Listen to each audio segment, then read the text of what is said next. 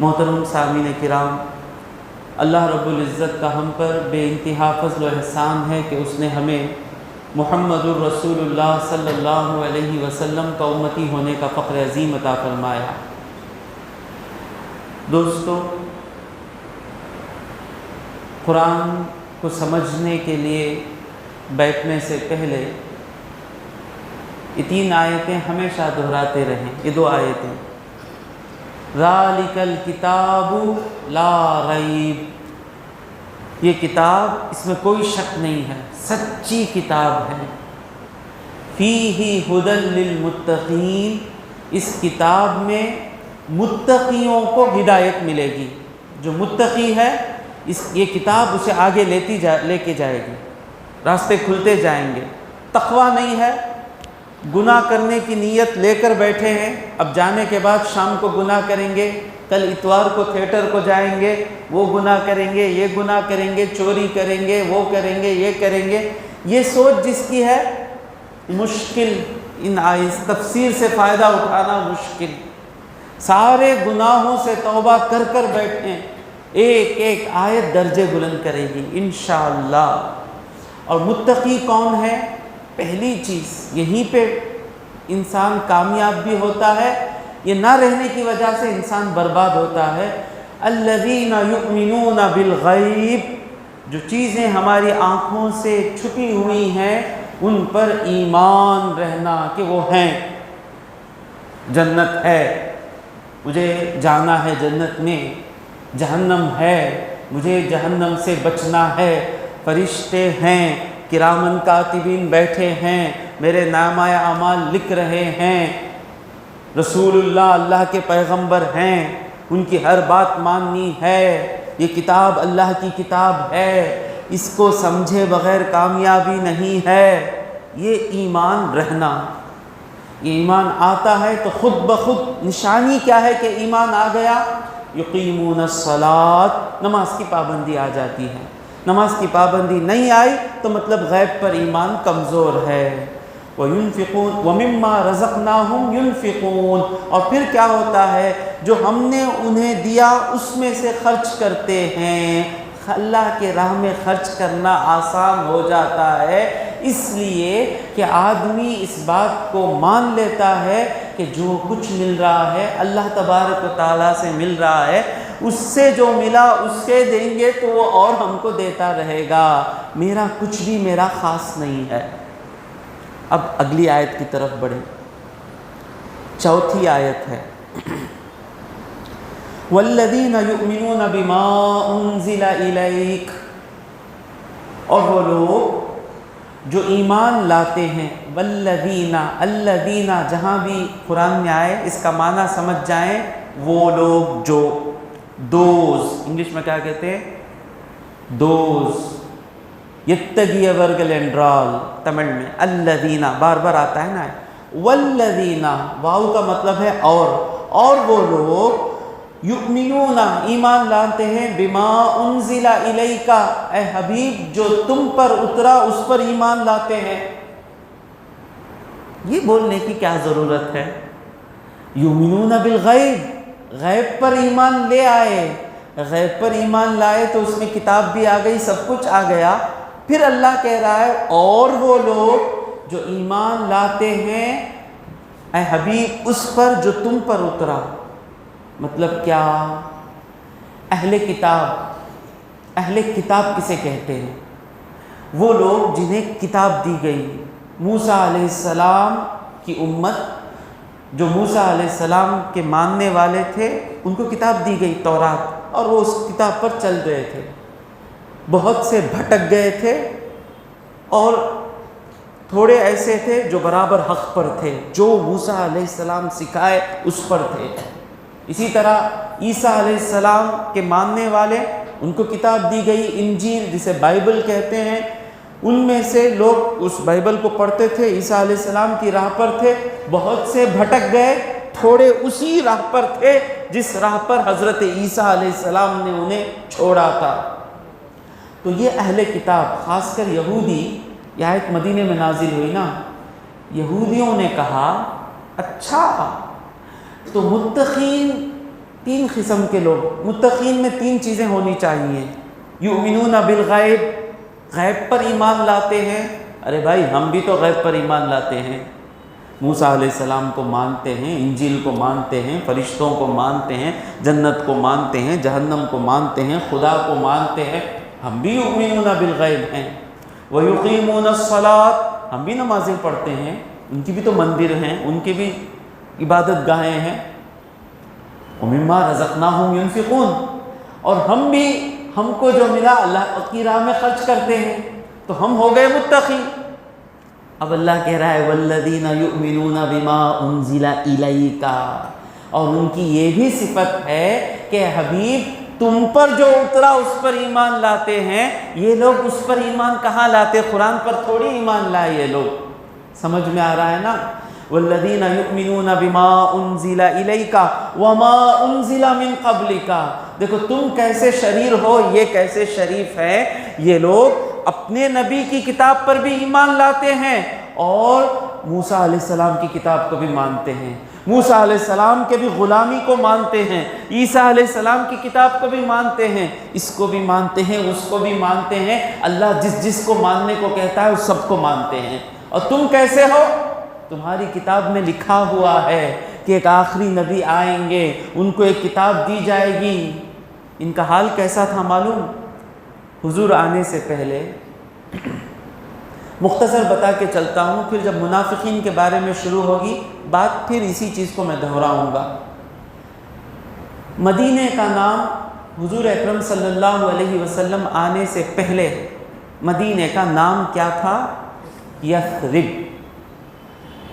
یثرب کے رہنے والے مشرکین تھے، بت پرستی کرتے تھے، کعبے کو آتے تھے۔ یثرب میں رہنے والے دو گروپ تھے، یہ سب باتیں یاد رکھ لینا۔ ایک ہے اوس اور دوسرا ہے خزرج۔ کیا ہے؟ اوس اور خزرج، یہ مدینے والے، یثرب والے۔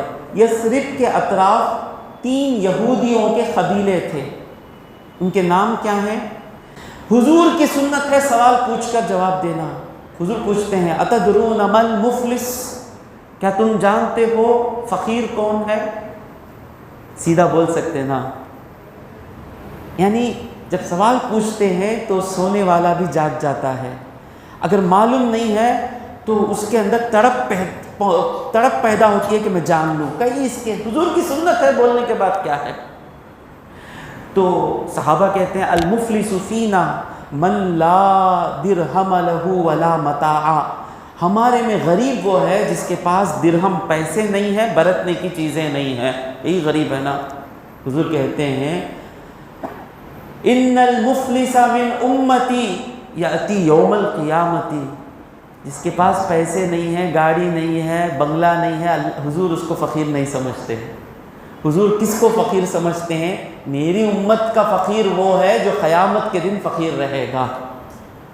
آج پیسہ رہے نہیں رہے یہ فقیر نہیں، قیامت کے دن نمازیں روزے یہ جس کے پاس نہیں ہے وہی فقیر ہے۔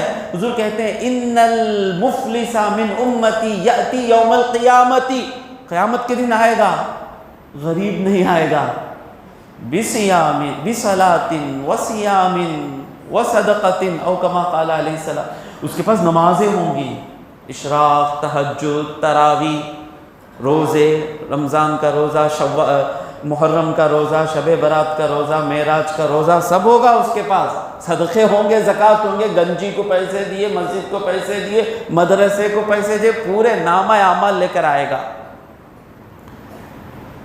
وَيَأْتِي قَدْ شَتَمَ هَذَا، لیکن کیا کر کے آیا ہوگا؟ کسی کو گالی دے کر آیا ہوگا۔ وَقَذَفَ هَذَا، اس کو تہمت لگا کر آیا ہوگا۔ وَسَفَكَ دَمَ هَذَا، کسی کا خون بہا کر آیا ہوگا، کسی پہ ظلم کر کے آیا ہوگا۔ تو آ کر کیا کریں گے؟ جسے گالی دیے وہ آ کر اس سے اس کے گالیاں پوچھے گا، اللہ یہ صاحب جنت کو جا رہے ہیں نا، انہوں مجھے گالیاں دیے، اس کا بدلہ مجھے چاہیے۔ وَيُعْطَى هَذَا مِنْ حَسَنَاتِهِ، اچھا بھائی اس کے پاس کیا ہے بدلہ؟ اب دولت کرنسی پورا کنورٹ ہوگی، ڈی مونیٹائزیشن ہو گیا، کوئی سی نوٹ بھی چلیں گی نہیں، اب کیا چلے گا؟ صرف اعمال حسنات ہی ہیں۔ ہو گیا، گالی دیے، اس کے بدلے میں کتنی نیکیاں، یہ نیکیاں لو۔ وہ آئے گا بولے گا اس نے مجھے تہمت لگائی، بیکار مجھے خراب آدمی کہا، لے لو، یہ مجھے مارا، لے لو، اس کی تمام نیکیوں سے اٹھا کر دیا جائے گا۔ ان لینے والوں میں ہماری بیوی بھی ہوگی۔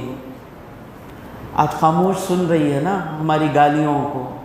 ایک ہی انسان ہے، ہم میں سے کون ہے جس کے سامنے کوئی آ کر اس کے ماں باپ کا برا بھلا کہے تو کون برداشت کرے گا؟ یاسین آپ برداشت کریں گے؟ ہمت ہے کسی میں کہ میرے آگے میرے باپ کو گالی دے؟ نہیں، ایک ہی انسان ہے جو مجبوراً اپنے باپ کو گالیاں دیتے ہوئے شوہر کے سامنے سر جھکا کر گالیاں سنتی ہے۔ تمہارے باوا، یہ وہ صرف شوہر دیتا نہیں، شوہر کا باوا بھی گالیاں دیتا۔ ایج کی تربیت کرے سو تیری اماں تیرے باوا کو عقل نہیں کی، ظالم، معاف کریں بھائی، توبہ کریں، مجھ پر غصہ کر کچھ ملے گا نہیں، ظالم، مجبور کے مجبوری کا فائدہ نہ اٹھائیں۔ کبھی بھی کسی پر سختی کرنے سے پہلے دیکھیں کہ کہیں وہ مجبور تو نہیں ہے۔ شیر کے ساتھ جا کر اپنی بہادری دکھائیں۔ جو ہمارے گھر میں ہے، گالی، ساس بھی گالی، سسرا بھی گالی دیتے ہیں، اب گھر میں جا کر بولتی ہے ابا تم نہ گالی دیتے، ابا انہوں صبر کرو بیٹے۔ آج مجبوری نکاح بچانے کے لیے صبر کر رہی ہے، قیامت کے دن صبر نہیں کرے گی، آ کر پوچھے گی دو نیکیاں دو، جتنا گالیاں دیے سب نیکیاں نکال دی جائیں گی۔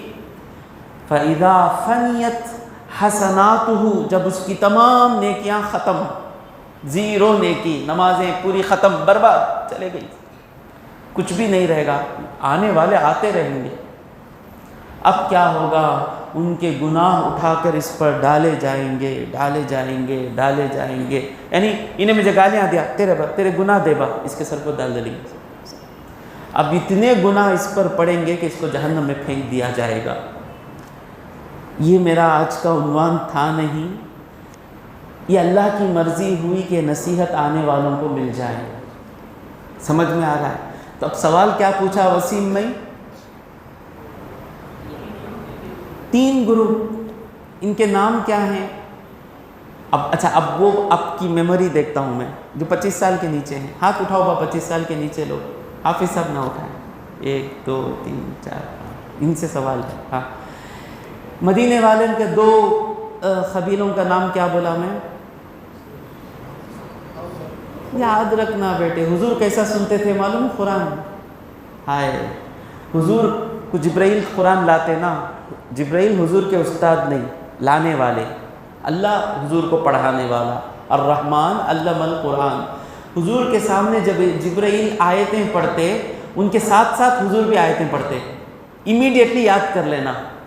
اللہ بلا لا تحرک بہ لسانک لتعجل بہ، آپ اپنی زبان کو جنبش نہ دیں جلدی میں، آپ کو پڑھانا بھی میرا کام ہے، آپ کے سینے میں بٹھانا بھی میرا کام ہے۔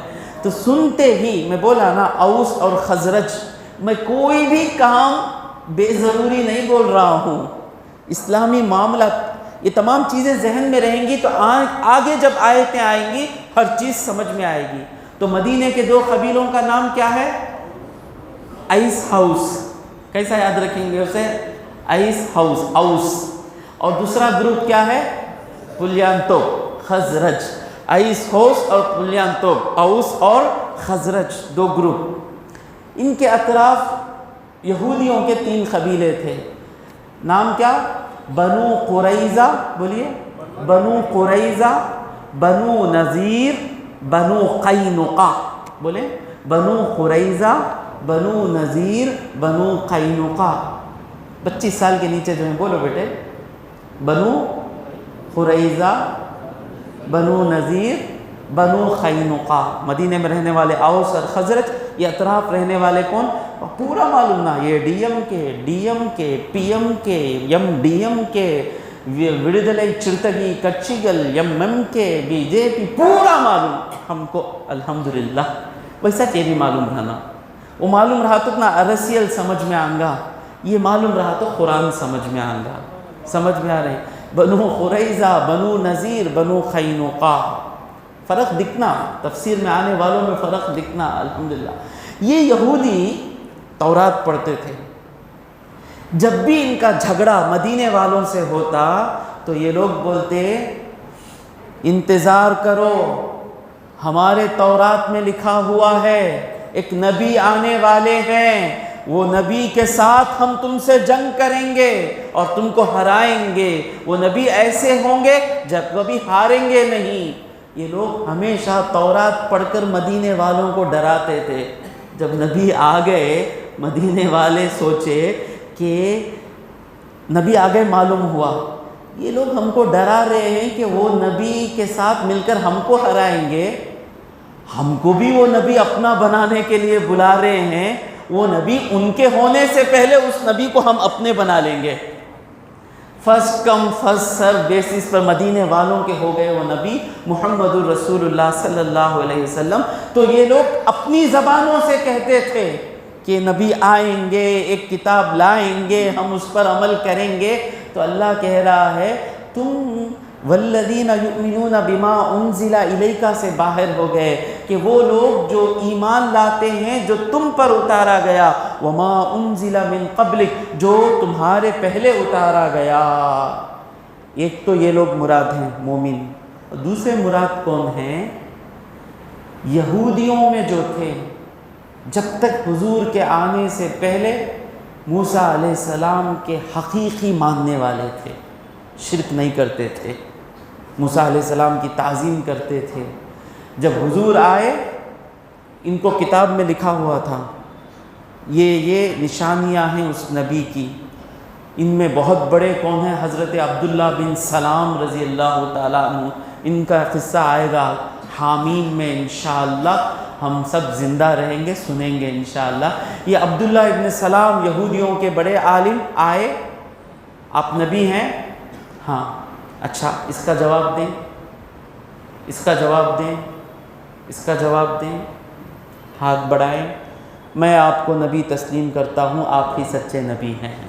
اللہ ان کی تعریف کر رہا ہے کہ کیسے ہیں کہ آپ پر جو آیا اس پر بھی ایمان لائے اور اب سے پہلے تک بھی ایمان پر ہی تھے۔ اب جو مکے والے جو مسلمان ہوئے، یہ حضور پر قرآن نازل ہونے کے بعد ان کا رشتہ اسلام سے جڑا، لیکن یہ یہودی جو مسلمان ہو گئے، یہ کیسے پیارے یہودی ہیں کہ ان کی اسپیشلٹی ہے کہ حضور کے آنے کے بعد تو حضرت ابوبکر صدیق عمر فاروق کی طرح یہ بھی مومن ہوئے، حضور سے آنے سے پہلے بھی یہ مومن تھے۔ ان کا رشتہ حضور کے آنے سے پہلے بھی کتاب کے ساتھ تھے، حضور کے آنے کے بعد بھی کتاب کے ساتھ تھے۔ تو پہلا معنی یہ ہوا کہ اس سے مراد وہ لوگ ہیں جو سب کچھ مانتے ہیں۔ دوسرا معنی کیا ہوا کہ وہ یہودی، وہ نصارہ جو عیسیٰ اور موسیٰ علی نبینا وعلیہم الصلاۃ والسلام ان کے دامن تھامے ہوئے تھے، لمحے کے لیے ان کی زندگی میں نبی کے دامن کے بغیر ان کی زندگی گزری نہیں۔ ان لوگوں کی شان اس آیت میں ہے، والذین یؤمنون بما انزل الیک وما انزل من قبلک۔ بڑا مقام ہے نا یہ، ہمیشہ نبی کے ساتھ تھے، موسیٰ علیہ السلام کے ساتھ تھے، موسیٰ علیہ السلام کے ساتھ رہتے ہوئے محمد مصطفیٰ کے ساتھ ہو گئے، کبھی بے سہارا نہیں تھے، کبھی مولا سے کٹے ہوئے نہیں تھے، ہمیشہ جڑے ہوئے تھے۔ تو ان کے لیے خاص تعریف کرنا نا، تو اللہ اس آیت میں ان کی تعریف کر رہا ہے۔ بولتا جاؤں تو ایک ایک آیت میں کئی باتیں نکلتی آئیں گی، تھوڑا جلدی جانے کے چکر میں ڈر ہے کہ کوئی اچھی باتیں نہ نکل جائے۔ اب ان سب کے بارے میں اللہ بیان کر کر کہتا ہے وَبِالْآخِرَةِ، اور آخرت پر۔ آخرت کا معنی کیا ہے؟ آخر کا معنی ہے بعد کا، آخر، لاسٹ۔ تو ہماری پہلے ہم کو دنیا کی زندگی مل گئی۔ دنیا کہاں سے آیا ہے؟ اس کا معنی ہے قریب یا پہلے، قریب جو رہتا ہے وہی پہلے رہتا ہے نا، تو دنیا کا معنی ہے قریب۔ تو ہم کو پہلے دنیا کی زندگی مل گئی جو اب ہم سے قریب ہے، اور جو ہماری اصل زندگی ہے وہی زندگی ہے، وہ اصل زندگی آخر میں ہے۔ یہ زندگی ختم ہونے کے بعد وہ زندگی ہے، تو وہ جو زندگی ہے وَبِالْآخِرَةِ، آخرت پر ہم وہی یوقنون، یقین رکھتے ہیں۔ ان کو آخرت، اس کے بعد ایک زندگی ہے، ان لوگوں کو کیسا ہے اس کے بارے میں یقین ہے کہ میرے مرنے کے بعد ایک زندگی شروع ہونے والی ہے، اس بات پر ان کو یقین ہے۔ یقین کسے کہتے ہیں؟ یقین کا معنی ہے کہ کسی نہ کسی دلیل کے ذریعے دیکھ کر، سن کر ہم جو چیز جانتے ہیں وہ علم ہمارا یقین میں بدل جاتا ہے۔ سمجھ میں آیا؟ مثال کے طور پر یہ رات ہے، یہ ہم جانتے ہیں یا اس پر یقین ہے؟ ہم کو یقین ہے۔ اب صبح نہیں ہے، یہ ہم جانتے ہیں یا اس پر یقین ہے؟ ہم کو یقین ہے۔ تو یقین جو ہے انسان کو 3 وجہوں سے یقین آتا ہے۔ ایک چیز کیا ہے؟ انسان دیکھ کر یقین کر لیتا ہے، بھائی انیت بھائی چرایا نہیں، بھائی CCTV آن کریں، جیب میں ڈال لیتے ہیں۔ اتنا امانت، حضور نے کہا سب سے پہلے جو چیز امت محمدیہ سے اٹھا لی جائے گی وہ ہے امانت۔ امانت نہیں رہے گی۔ آخر دجال آنے تک جو نیکی رہے گی وہ نماز۔ چرا کو آکو نماز میں کھڑ جائیں گے۔ CCTV میں، اب تو CCTV سمجھ جاؤ، آخرت میں CCTV عام ہونے والی ہے، سو ہر ڈیٹا ریکارڈ ہے۔ تو بات کہاں سے چلی کہ بھائی میں دیکھا، بھائی اسے یقین ہو گیا کہ وہ چور ہے۔ ایک انسان کو دیکھ کر یقین ہوتا ہے، اور دوسرا کیا ہے؟ انسان استدلال کرتا ہے، ریسرچ کرتا ہے، ریسرچ کر کر اسے یقین ہو جاتا یہ ہے، اس میں شوگر کی علاج ہے۔ اور تیسرا کیا ہے؟ کوئی سچی خبر ملے تو اس خبر کے جاننے کے بعد اسے مان لیتا ہے کہ یقین۔ ترکی میں زلزلہ آیا، یقین ہے نہیں ہے؟ کیسا دیکھے؟ نہیں دیکھے، ریسرچ کرے، پھر کیسا بھائی مان لیے؟ یقین ہے نا؟ دعا بھی کر دے، ترکی میں زلزلہ آیا، کیسا؟ یا تو ویڈیو دیکھے۔ تو خبر بولا ہم کو، کوئی خبر بتانے، بھائی سچی نیوز، بھائی ہندو پیپر میں آیا، بھائی وہ تندی نیوز میں آیا، اس کی لیول کیا ہے مجھے معلوم نہیں، اس میں آیا بھائی، اس میں آیا بھائی۔ جو بتانے والا اگر سچا ہے تو اس بات پر یقین ہو جاتا ہے۔ تو بتانے، قرآن اللہ کی کتاب ہے، بتانے والے کون ہیں؟ ان سے زیادہ کوئی سچا نہیں ہے۔ محمد الرسول اللہ صلی اللہ علیہ وسلم نے بتا دیا تو ان کو آخرت پر یقین آ گیا۔ آخرت پر یقین، آخرت شروع کہاں سے ہوتی ہے؟ موت آتے ہی ہماری آخرت شروع۔ اور اس آخرت پر یقین کیسے رہنا؟ پیاری حدیث ذہن میں آ رہی ہے۔ حضرت عثمان غنی رضی اللہ تعالیٰ عنہ، تیسرے خلیفہ، آپ کو دیکھا گیا کہ خبر میں دفن کرنے کے بعد خبر بنا دی جاتی ہے نا، ہمیں کیا کرتے ہو ٹائم کو؟ ہم قبرستان میں رہے تو بھی، زو میں بھی رہیں، ہوٹل میں بھی رہیں، پارک میں بھی رہیں، ایک ہی لیول ہمارا، باتاں کرتے رہتے۔ ہاں کہاں جی، کہاں دکھتے نہیں نا تمہیں؟ وہاں دفن ہولے پہ ہے، کہاں دکھتے نہیں نا؟ اچھا اس کے پیچھے تمہارا دکان ہے، سو او اچھا اچھا اچھا اچھا۔ اب بنی مل کو وہاں سے جا نہیں سکتے؟ ہاں من کا رہا، کب سے نہیں من کا؟ دفن ہو رہا ہے کوئی۔ وہ دفن ہونے والا کون؟ خود کے چچا دفن ہو رہے ہیں، ایسا۔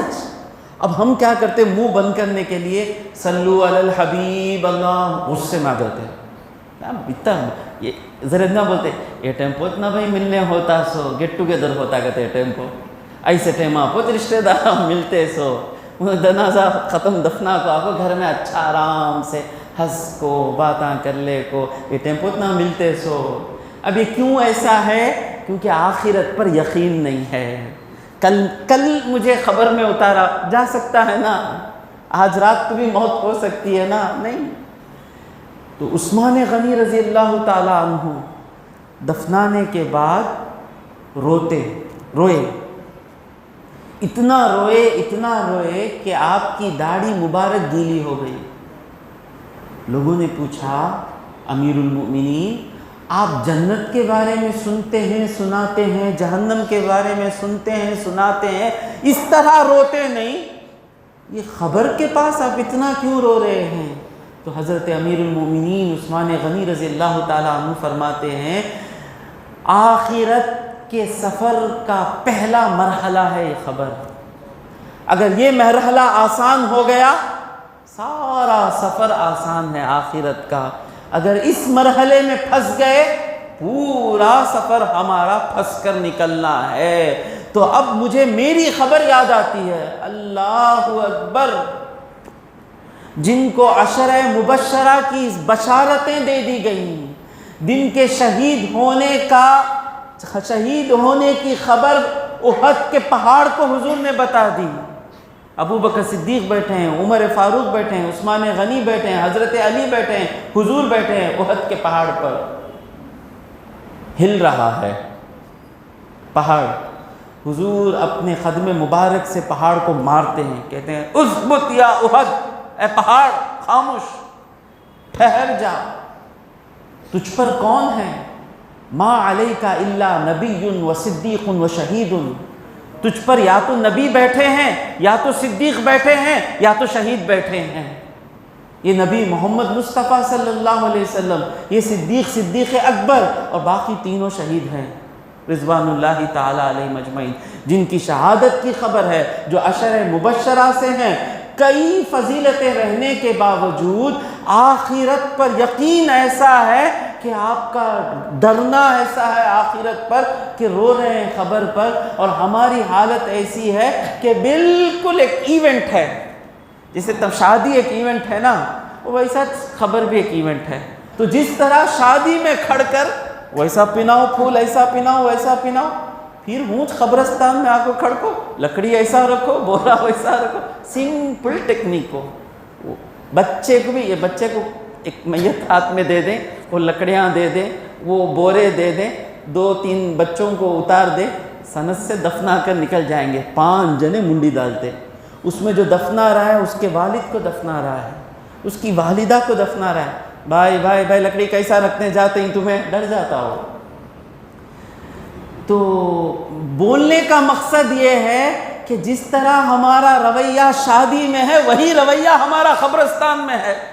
مطلب ہم کو آخرت اور سب میں فرق نہیں ہے۔ یہ کیوں نہیں ہے؟ آیت کو پھر سے لے کر آئے، یؤمنون بالغیب، غیب پر ایمان کمزور ہے، اسی وجہ پہ آخرت پر یقین کمزور ہے۔ آخرت پر یقین آیا، خود بخود ڈر شروع ہو جائے گا، انسان ڈر کر زندگی گزارے گا، قبرستان میں سائلنٹ ہو جائے گا، سوچے گا کہ میں بھی اللہ کے فضل سے قبرستان کو جب میں جاتا ہوں، یہ زندگی مجھے بے معنی نظر آتی ہے۔ اور خاص کر ہمارے ابا جب قبرستان والوں میں سے ہو گئے، تب سے جب قبرستان کو جاتے ہیں لگتا ہے کہ یہی ہمارا گھر ہے، کسی کام سے اس گھر کو جا کر آ رہے ہیں۔ یہ احساس ہونا قبرستان میں۔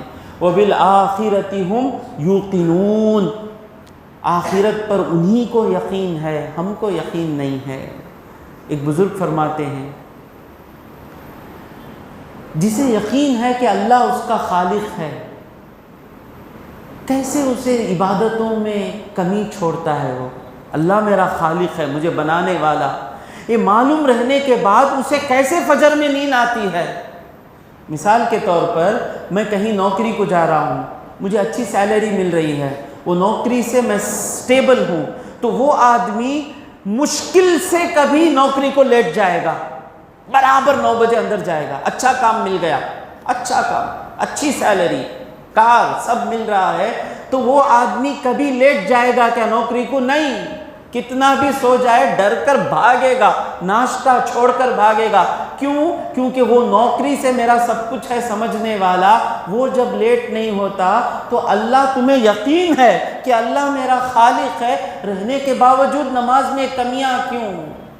فرماتے ہیں جسے یقین ہو کہ اللہ میرا رازق ہے، وہ کیوں مطمئن نہیں ہے اپنے رزق کے بارے میں؟ کیوں چراتا ہے؟ کیوں رشوت لیتا ہے؟ کیوں دھوکہ دیتا ہے؟ میرا اللہ رازق ہے نا، مجھے جتنا رزق ملے گا مل کر رہے گا۔ یہ جب مانتا ہے تو پھر چرا کر کیوں کھا رہا ہے؟ کھانا تو وہی کھائے گا جو اللہ نے اسے دیا ہے، بس حلال کو حرام کر کے کھا رہا ہے، فرق اتنا ہی ہے۔ پھر فرماتے ہیں جسے یقین ہے کہ دنیا فانی ہے، ختم ہونے والی ہے، پھر بھی وہ کیوں یہ دنیا کو پکڑے ہوئے بیٹھا ہے؟ پھر کہتے ہیں جسے یقین ہے کہ اس کے ورثہ کسے کہتے ہیں؟ ہمارے مرنے کے بعد جو ہماری پراپرٹی لیں گے نا، اسے کہتے ہیں ورثہ۔ جسے یقین ہے کہ اس کے ورثہ اس کے وفادار نہیں ہیں، مرنے کے بعد جو ہمارے وارث ہمارا کام کرتے ہیں، ابا کا وہ مجھے ہونا، یہ ہونا، وہ ہونا، خبر کو بھی جانے وقت نہیں رہتا، بس ابا کی پراپرٹی اٹھانے کو وقت رہتا، یہ ہونے والا ہے، یقین ہے، تو وہ لوگوں کو چھوڑ کر جانے والے مال کے لیے جو مال لے کر جانا ہے اسے کیوں آدمی کھو رہا ہے؟ نماز لے کر جانا ہے، پیسے بچوں کو دے کر جانا ہے، جو دے کر جانا ہے اس کے لیے جو لے کر جانا ہے وہ کیوں چھوڑ رہا ہے انسان؟ پھر کہتے ہیں اللہم صلی علی سیدنا محمد وعلی آل سیدنا محمد وبارک وسلم۔ جسے یقین ہے کہ مرنا ہے وہ کیوں موت کی تیاری میں لگا نہیں ہے؟ جسے یقین ہے کہ ہزاروں سال قبر میں رہنا ہے وہ کیوں اپنی قبر کو آج سے بنا نہیں رہا ہے؟ جیسا گھر کو جانے سے پہلے اے سی لگا لیتے نا، ہمارے ہاتھ میں ہے کہ ہماری قبر کو ابھی اے سی لگا لیں، قبر کو ٹیلز ڈال لیں، قبر میں 10-15 روم ایکسٹرا بنا لیں، اپنی قبر کو چوڑی کر لیں، قبر میں گارڈن لگا لیں، قبر میں پیڑ لگا لیں، قبر کی زندگی بادشاہ کی زندگی بنا لیں، ہمارے ہاتھ میں ہے۔ اور یہ دیکھو دنیا میں چاہ کر میری مرضی کے لائق کا گھر نہیں بنا سکتا، لیکن خبر کا اللہ نے میرے ہاتھ میں اتنا آسان طریقہ رکھا ہے، جیسی اچھی خبر میں بنانا چاہتا ہوں میں بنا سکتا ہوں۔ تو خیر یہ یقین آیا تو ہی دین میں مزہ ملے گا۔ پھر اگلی آیت کی طرف بڑھتے ہیں، 5ویں آیت، اولئک علی ھدی من ربہم۔ ان لوگوں کے بارے میں بتا کر اللہ نے کہا اولئک، وہی لوگ ہیں۔ کیا کیا چیزیں ہیں ان میں؟ 5 چیزیں ہیں۔ کیا 5 چیزیں ہیں؟ 6 چیزیں ہیں۔ پہلی چیز کیا؟ تقوی۔ تقوی کا معنی کیا؟ دل بنا لینا کہ میں کوئی ایسا کام نہیں کروں گا جس سے میرا اللہ ناراض ہو، اور میں ہر وہ کام کروں گا جس سے میرا اللہ کہتا ہے۔ یہ سوچ کر زندگی گزارتا نا، بھئی پیسے حلال کیا بھائی، وہ کسٹمر دے کو گیا نا برابر کیا بھائی، میں ابا کو ایسا بولا سو برابر کیا بھائی، وہ میں لے سکتا کیا بھائی، وہ میں دے سکتا کیا بھائی، اسے کہتے ہیں تقویٰ۔ ایک الحمدللہ ایک وکیل میرے شاگرد ہیں، فون کر کر پوچھے بھیا میرے دوست کا ایک کام بنانا تھا، اس کے لیے میرا جو بڑا وکیل ہے ہائی کورٹ کا، اس نے کہا کہ اتنے پیسے ہوں گے کام بنانے کے لیے، کوئی سرٹیفکیٹ کچھ نکالنا تھا، تو وہ پیسے میں دوست کے پاس سے لے کے جا کر اس بڑے وکیل کو دے دیا۔ دینے کے بعد اب وہ بڑا وکیل کام بنا دیا، ڈاکومنٹس دے دیا، اب بولا اس کو کہ بھائی یہ لو، یہ تمہارا کمیشن ہے، اس سسٹم میں چلتا ہے۔ اللہ قربان جائیں اس بچے کے تقوی پر، نوجوان ہے، بھیا میں لینا جائز کیا؟ میں بولا میری بات سنو گے کیا؟ ہاں، نہیں لو۔ تمہارے دوست نے تم پر بھروسہ کیا، سمجھ میں آ رہا ہے نا، کہ میرا دوست کرے گا، اب یہ سسٹم بن گیا ہے کہ تمہارا کمیشن ہے، یہ جو کمیشن ہے نا یہ لے کر جاؤ، جا کر اس کو بولو دوست یہ دو، تمہارے پیسے تھے، وہ ان پیسوں میں سے میرا کمیشن بول کر دے دیا، میں تم سے کمیشن لینے کے لیے کام نہیں کیا، تمہاری دوستی کی محبت میں کام کیا، یہ لو یہ بھی تمہارا پیسہ ہے۔ انشاءاللہ ہوتا کیا ہے، وہ دوست اس کو وہ پیسہ بھی واپس کر دیتا ہے اور بھی بہت نچھاور کرتا ہے۔ اسے کہتے ہیں تقوی، ہر چیز سوچ سمجھ کر گزارنا، پہلی چیز۔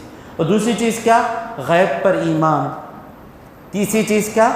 اور یہ کیسا ہے معلوم ہے، ایک چیز آتی ہے تو دوسری آ جاتی ہے، تقویٰ آتا ہے تو ایمان بالغیب آ جاتا ہے، ایمان بالغیب آتا ہے تو نماز کے پابند ہو جاتے ہیں، نماز کے پابند ہو جاتے ہیں تو اللہ کے راہ میں خرچ کرنا آسان ہو جاتا ہے۔ الٹا کریں، اللہ کے راہ میں خرچ کرنا چھوڑتے ہیں، نماز چھٹتی ہے۔ نماز اس لیے چھٹتی ہے، غیب پر ایمان نہیں ہے۔ غیب پر ایمان کیوں نہیں ہے؟ تقویٰ نہیں ہے۔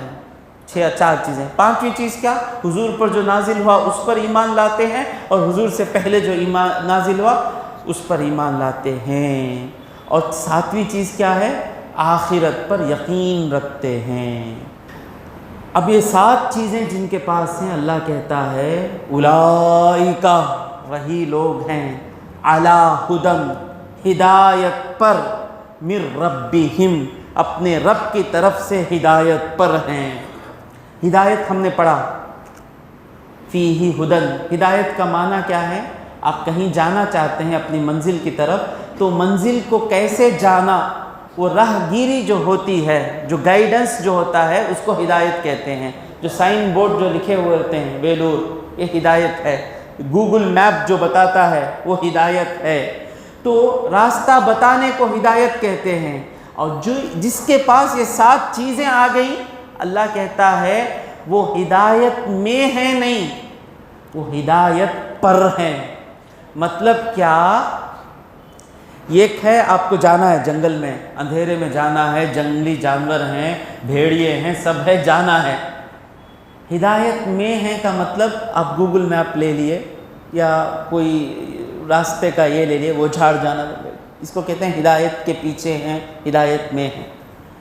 جب آپ کسی کو پوچھتے ہیں بھائی کیسا جانا، کہاں جانا، یہ جنگل پار کرنا، آؤ میری گاڑی میں بیٹھ جاؤ، یہ گاڑی وہاں جالے کو ہے۔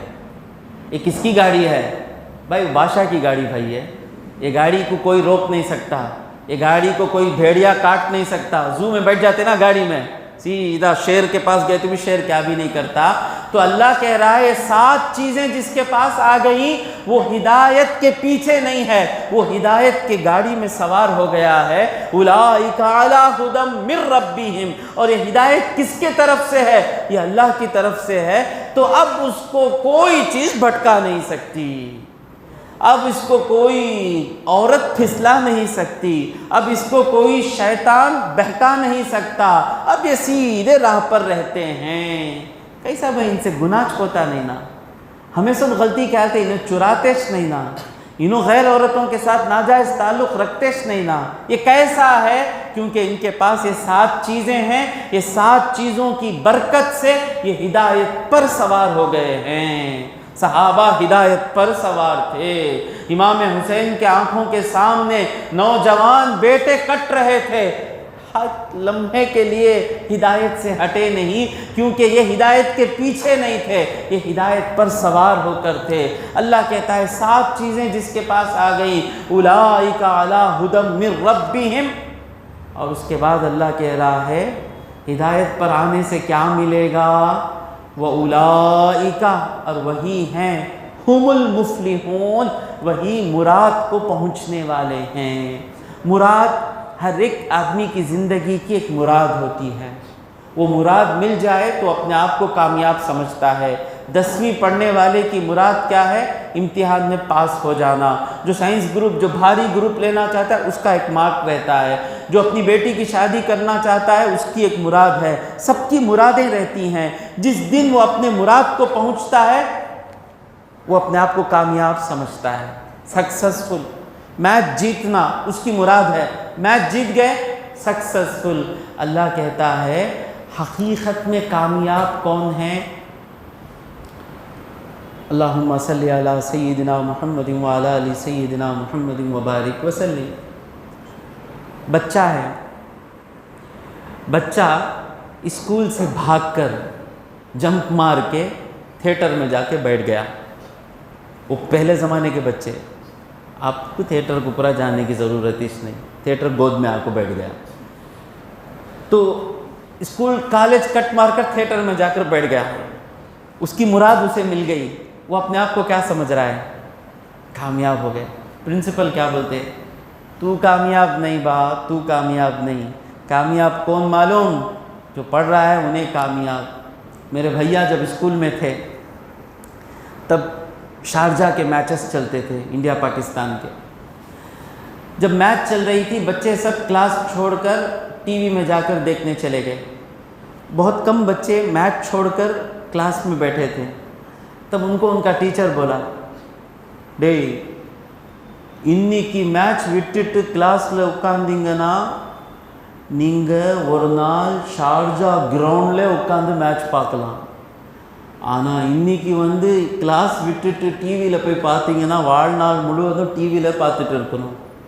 जब भैया शारजा में बैठकर मैच देख रहे थे तो उस वक्त उनको उस टीचर की बात याद आई. तो कामयाबी, वो बच्चे जो जाकर थिएटर में बैठ जाते हैं वो समझते हैं कि कामयाबी है, लेकिन जो सबसे अक्ल वाला है वो जानता है कि कामयाबी क्या है. अल्लाह क्या कह रहा है कि यही लोग कामयाब लोग हैं. इसके अलावा जो भी अपने आप को कामयाब समझ रहे हैं धोखे में हैं, वो कामयाबी है ही नहीं. इसीलिए मैं कहता हूँ कि बिल्डिंग मिल जाए कामयाबी नहीं, अच्छी सैलरी मिल जाए कामयाबी नहीं. इसको अल्लाह ने कहीं कामयाबी नहीं कहा. पूरे बच्चे सही सलामत हैं, कामयाबी नहीं. अल्लाह कह रहा है कामयाबी क्या है कि जो अल्लाह की तरफ से हिदायत पर हैं वही कामयाब हैं. जिन हम छोटे ही सही, लेकिन हमको तो तकवा है ना. तकवा है कि नहीं की, लेकिन तकवे पर गुजारने की तड़प तो है ना, गैब पर ईमान तो है ना. तो अगर कम लेवल पर भी हो तो हम कौन हैं? व उलाइका हुमुल मुफलिहून, और हम यही लोग हैं जो कामयाब हैं. ये आयतें सूरह बकरा की 4 आयतें. हज़रत अब्दुल्ला इब्न मसूद रज़ी अल्लाह ताला अन्हु फरमाते हैं,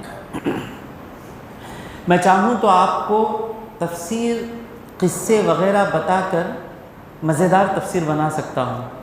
नींद आएगी नहीं, बिल्कुल मज़ा मिलेगा. लेकिन ये जो आयतें हैं ना,